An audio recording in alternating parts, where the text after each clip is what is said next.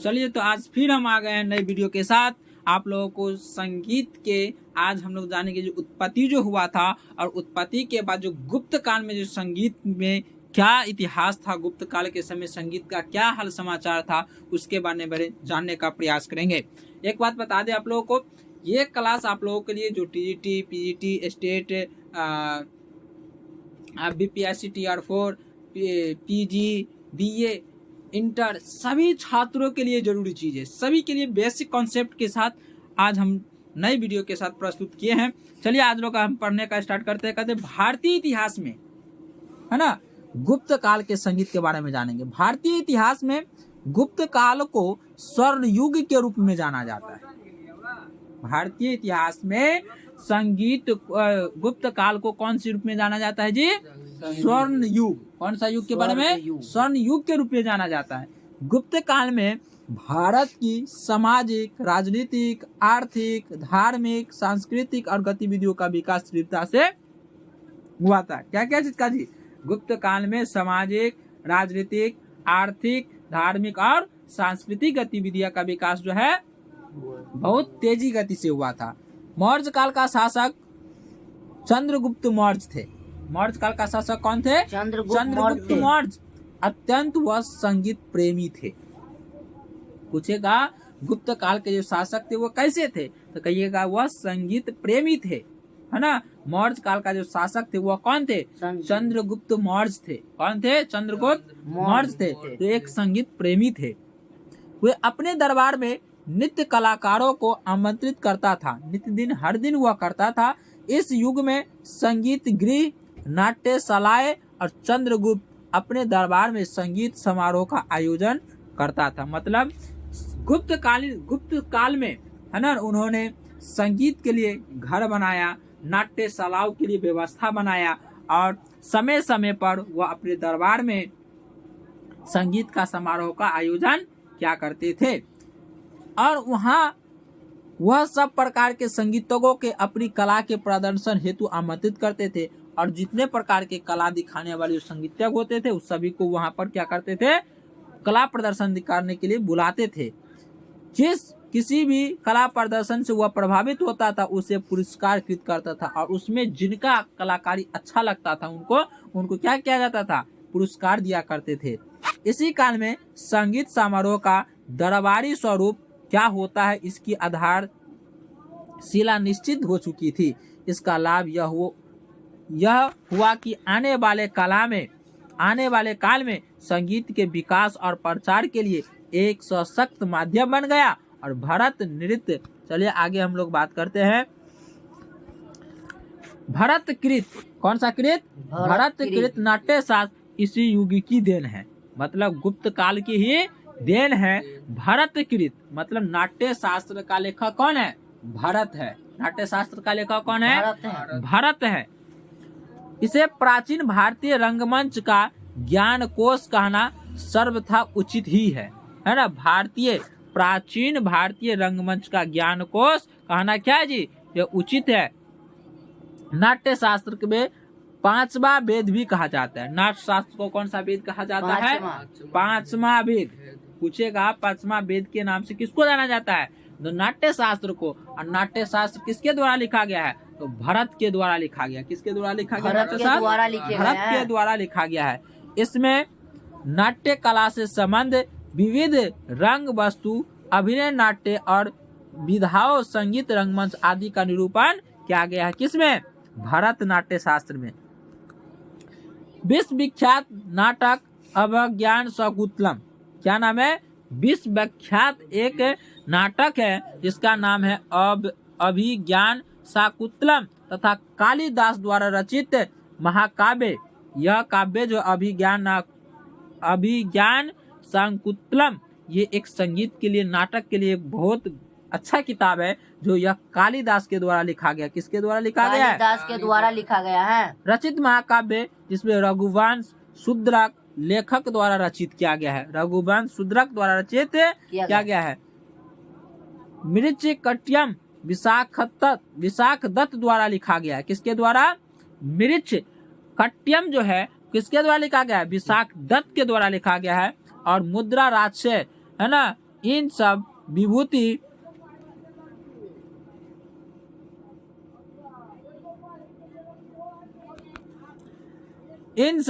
को जन्म गुप्त काल में हुआ है। कौन सा काल में हुआ है? गुप्त काल में हुआ है। अनेक कलाकारों ने इस युग में जन्म लिया, जिन्होंने भी संपूर्ण ललित कला को उन्नति में सहयोग देकर विश्व के इतिहास के भारतीय कला में सम्मानित स्थान दिया। चंद्रगुप्त प्रथम एवं चंद्रगुप्त द्वितीय के समय, चंद्रगुप्त प्रथम एवं चंद्रगुप्त द्वितीय के मध्य समुद्रगुप्त ने इस युग में जन्म लिया था। मतलब चंद्रगुप्त प्रथम और चंद्रगुप्त द्वितीय के बीच में भी मध्य उस समय भी एक समुद्रगुप्त का जन्म हुआ। समुद्रगुप्त ने इस युग में जन्म लिया था, है ना। चंद्रगुप्त गुप्त काल में ही उन्होंने जन्म लिए। समुद्रगुप्त एक कुशल शासक और साहसी राजा होने के साथ साथ संगीतकार और कवि भी थे, है ना। समुद्रगुप्त क्या थे जी? एक संगीतकार भी थे और एक कवि भी थे और एक राजा भी थे। समुद्रगुप्त चंद्रगुप्त प्रथम के ही पुत्र थे। समुद्रगुप्त किनके पुत्र थे? चंद्रगुप्त प्रथम के। किसके? चंद्रगुप्त प्रथम के पुत्र थे। समुद्रगुप्त को भारत का नोपेनियन कहा जाता है। समुद्रगुप्त को क्या कहा जाता है? भारत का नोपेनियन। नोपेनियन पूछेगा, समुद्रगुप्त को क्या कहा था? भारत का नेपोनियन किसको कहा जाता है? समुद्रगुप्त को कहा जाता है। यह विद्वान तथा कलाकारों का एक बहुत आदर करता था। उसके दरबार में हरिसेन नामक एक महान कवि रहते थे। किसके दरबार में? समुद्रगुप्त के दरबार में हरिसेन नामक एक कवि रहते थे, जिसे अपने राजा के साथ मिलकर संगीत की उन्नति के लिए विशेष सहयोगी दिया और हरिसेन ने वह राजा के साथ मिलकर संगीत के आगे बढ़ाया। समुद्रगुप्त एक बहादुर और साहसी योद्धा होने के साथ साथ महान बीना वादक भी थे। समुद्रगुप्त जो है क्या चीज का वादक थे? क्या चीज बजाते थे? बीना बजाते थे। वह न केवल प्रतिष्ठित सैनिक, राजनेता और प्रशासक थे, बल्कि कविता और संगीत के एक मजबूत जुनून के साथ जानकर व्यक्ति भी थे। उनके समय कई सिक्कों उन्हें बीना बजाते हुए दिखाया गया था। मतलब वह समुद्रगुप्त जो है अपने समय में कई पैसा पर, सिक्का पर क्या किया? बीना का छाप, जैसे अभी भारत का आता है ना, उसी प्रकार से उन्होंने क्या किया था? बीना का छाप दिया था। वह एक कुशल संगीतकार थे जो भारतीय शास्त्रीय संगीत और नृत्य में बहुत प्रशंसा करते थे। ऐसा कहा जाता है कि समुद्रगुप्त को संगीत की कला अपनी माता की ओर से विरासत में मिली थी। और समुद्रगुप्त को संगीत की कला किससे मिला था? माता की ओर से। किसकी ओर से? माता की ओर से विरासत में मिली थी, क्योंकि उनकी माता महारानी कुमारा, क्या नाम है? महारानी कुमारा। माता का नाम है महारानी कुमारा देवी, संगीत कला का और विज्ञान में प्रांगत थी। मतलब वह जो थी माता उनकी जो थी समुद्रगुप्त के, वह संगीत में क्या थे? वह संगीत की कला और विज्ञान में भी प्रांगत थे, जिसके कारण वह समुद्रगुप्त भी संगीत में माहिर व्यक्ति थे। समुद्रगुप्त के उपरांत उनके पुत्र आए थे चंद्रगुप्त द्वितीय। मतलब चंद्रगुप्त प्रथम के पुत्र है समुद्रगुप्त, और समुद्रगुप्त के पुत्र जो थे वह चंद्रगुप्त द्वितीय ने शासन की बागडोर को संभाला। चंद्रगुप्त द्वितीय के सिंहासन रूढ़ होते ही संगीत कला का सर्वांगीण विकास होना प्रारंभ हो गया, और इसके समय में देश तो क्या विदेशों में भारतीय संगीत गीत गूंजने लगे। कालिदास जैसे महान नाटककार एवं कवि ने अपनी रचनाओं में जनमानस के अंतकरण और भाव विलय के कर दिया, और नाटककार भास को भी संगीत कला के निखारने का श्रेय दिया जाता है। इन्होंने अपने उत्कृष्ट नाटकों के समाज को एक नवीन प्रेरणा प्रदान की। चंद्रगुप्त द्वितीय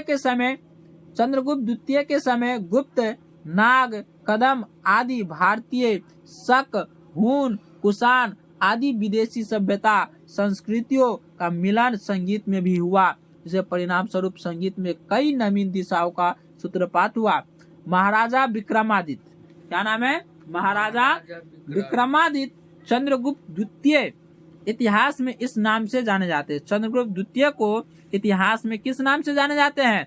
महाराजा विक्रमादित्य के नाम से जाते हैं चंद्रगुप्त द्वितीय को। तो हमने जाना यह बात को, तो चंद्रगुप्त द्वितीय को ही महाराजा विक्रमादित्य के नाम से भी जाना जाता है। उन्होंने शिक्षा, शिल्प, संस्कृति के विशेष पृष्ठपोषक थे एवं उन्होंने बृहत नाट्यशाला, संगीतशाला का निर्माण किया। अनेकों सांस्कृतिक उत्सवों का आयोजन होता था जिससे साधारण जनता भी संगीत के महत्व को समझने लगी थी। महाराज विक्रमादित्य का साम्राज्य अनेक विद्वानों, संगीतकारों, कवियों इत्यादि कलाकारों परिपूर्ण था। इसका कारण यह था कि समुद्रगुप्त स्वयं भी एक संगीत के मर्मज्ञ थे। क्या थे जी? समुद्रगुप्त स्वयं भी एक कला का क्या था? मर्मज्ञ था। गुप्त काल भारतीय कला के विकास का युग कहा जाता है। गुप्त काल को क्या कहा जाता है? भारतीय कला के विकास का युग कब माना गया है? अतिशयोक्ति न होगी। यह संगीत, नृत्य और अभिनय कला का भी विकास हुआ। वात्स्यायन ने संगीत का ज्ञान प्रत्येक नागरिक के लिए आवश्यक बताया है ना। मालविका निग्न मित्र से ज्ञाता होता है। नगरों में संगीत की शिक्षा लिए कला भवन होते थे और नृत्य की शिक्षा के लिए नगरों में आचार्य होते थे। और मालविका निग्न मित्र ने गणदास, कौन दास? गणदास को संगीत और नृत्य का आचार्य बताया गया है, जिनके द्वारा उच्च वर्ग की कन्याओं को नृत्य की शिक्षा दी जाती थी। और जो उच्च वर्ग की जो कन्या थी, जो उच्च जाति की जो लड़की थी, उनको भी क्या किया जाता था? नृत्य करने की शिक्षा दिया जाता था। नृत्य का मतलब नाच करने का, क्या करने का? नाच करने का शिक्षा दिया जाता था। अब चंद्रगुप्त द्वितीय के काल में गायन, वादन, नृत्य तीनों को ही प्रचलन प्रचुरता से हुआ। यह भी अपने पिता के भांति संगीत का बड़ा मर्मज्ञ थे। यूरोपीय देशों में व्यापारिक संबंध होने के कारण भारतीय संगीत यूरोप में भी पहुंचा, जिससे वहां के लोगों भारतीय संगीत की गहरी छाप पड़ गई थी। मतलब विदेश में भी, यूरोप देशों में जाकर भी संगीत का वहाँ पर भारतीय संगीत का प्रचलन है। क्यों? क्योंकि अब जब व्यापार हुआ उसके साथ साथ वहाँ पर संगीत का छाप छूट गया। कवि कालिदास की महान कृतियां तथा अन्य अनेकों कवि एवं नाटककार की इन कृतियों से संगीत के क्षेत्र में एक नवीन क्रांति हुई। कालिदास के नाटक और संगीत का बार बार उल्लेखित करते हैं। और जाहिर है उस समय राजाओं के पास नियमित संगीतकार अपने दरबार से जुड़े होते थे और उस समय भी अनेकों राजा उनके दरबार में जुड़े रहते थे। मालविका निग्न मित्र से समय के लिए एक गीत उल्लेख है। दो संगीतकारों के बीच एक प्रतियोगिता में किए गए एक महान उपलब्धियां के रूप में किया गया। कालिदास के बाद नाटक के विकास के साथ साथ समस्त भारतीय संगीत का विकास होता रहा। मंदिर और मंच भारतीय संगीत के महान विद्यालय भी खुले। कालिदास के अतिरिक्त नाटककार भास, शूद्रक, विशाखदत्त, भारीव इत्यादि ने भी अपनी उत्कृष्ट रचनाओं से संगीत के क्षेत्र में अनेकों सराहनीय कार्य किए। इन सभी नाटक संगीत का प्रधान है। गुप्त वंश का प्रथम शासक, कौन सी वंश का? गुप्त वंश का प्रथम शासक चंद्रगुप्त प्रथम। गुप्त वंश का प्रथम शासक कौन थे? चंद्रगुप्त प्रथम से लेकर समुद्रगुप्त और चंद्रगुप्त द्वितीय, विक्रमादित्य, उसी को कहा गया। चंद्रगुप्त द्वितीय को विक्रमादित्य कहा जाता है। इन सभी शासकों ने संपूर्ण भारत को एक सूत्र से बांधकर एक विशाल साम्राज्य की स्थापना की। यह सभी कुशल प्रशासक के साथ साथ एवं साहित्य के संरक्षक भी थे। समुद्रगुप्त का शासनकाल राजनीतिक, सांस्कृतिक दोनों रूपों में गुप्त साम्राज्य के उत्कर्ष काल में थे। गुप्त वंश के सभी शासकों ने वैदिक धर्म परंपराओं के अनुसार अपना शासन को चलाता था। और गुप्त वंश के जो सभी शासन थे वह वेद शास्त्र के अनुसार, वैदिक धर्म के अनुसार उन्होंने अपने शासन को चलाते थे। और इसीलिए संगीत कला का भी अपना एक उत्कृष्ट स्थान दिया। कहने का तात्पर्य है कि प्रत्येक देश का शासक यदि चाहे कि उसके शासन काल में सौवर्त शांति, प्रेम, सौहार्द्रता का वातावरण हो तो आवश्यक हो जाता है। उसमें कुशल शासक के संपूर्ण गुण हो।